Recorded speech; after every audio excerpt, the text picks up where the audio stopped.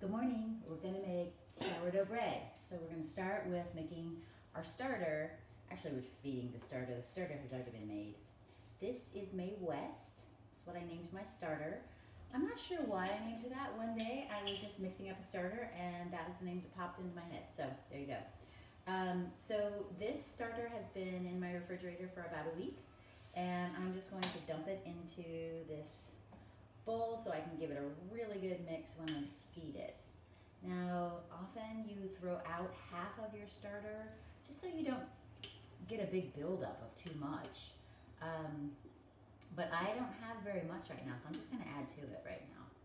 So all the starter is I started with some whole wheat flour and some water, and I just put it on my counter for about 12-24 hours. Oh, there's the cat. And it starts to, the natural yeasts in there start to do their thing, and then there's also bacteria that happens in a natural starter. And you just feed it water and flour every day or so until you get the right community of yeast and bacterias in your starter. So, I already messed this up, but it doesn't matter. This is the starter, it doesn't matter. So what I'm gonna do is, I have my digital scale, and I'm thinking it's probably about 200 grams of starter that I had. So what I wanna do is add 200 grams of food to it. So half of that will be water and half of that will be flour. So I gotta get my water here. So I've just tared this. I'm gonna put 100 grams of water.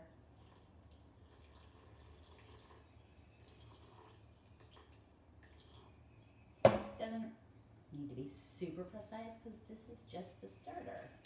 Oopsie, it's all fine. We're just fine. I like to give it a big stir to get the starter loosened up before I add the flour. So I actually added like 103 grams of water. I'll just add 103 grams of flour. It'll be fine. I don't have to overthink this. All right. So, and when you put it in the refrigerator, it just, the yeasts start to go into sort of a dormant state, but the bacteria actually get more tangy, so it's delicious. All right, so now I'm gonna add half of my flour, so it's 50 grams of all-purpose. And I'm gonna do 50 grams of whole wheat.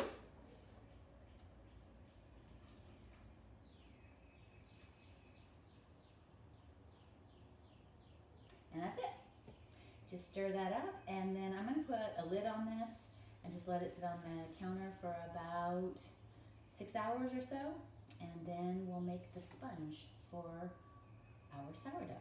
Oh, so by the way, this is day one at 7:30 in the morning, just so you get a sense of how long this takes. All right, it's not very much work, it just takes a minute. But we're all at home, we got time, right? All right, cool. So you give it a good vigorous stir at this point. You really want to aerate your starter, I read in a book. I'm not exactly sure why, but certainly want to get it all mixed up. So you can have, so I make a liquid starter. There are also stiff starters, but this one's more of a liquid one, and that's what it looks like. It's pretty liquidy. Smells awesome already, but we're gonna let that bubble up. And what I want to show you is that right now, it's probably, let's see, 1.5 cups is what I have in here. So in a couple hours, we should have over 3 cups. It should have bubbled up.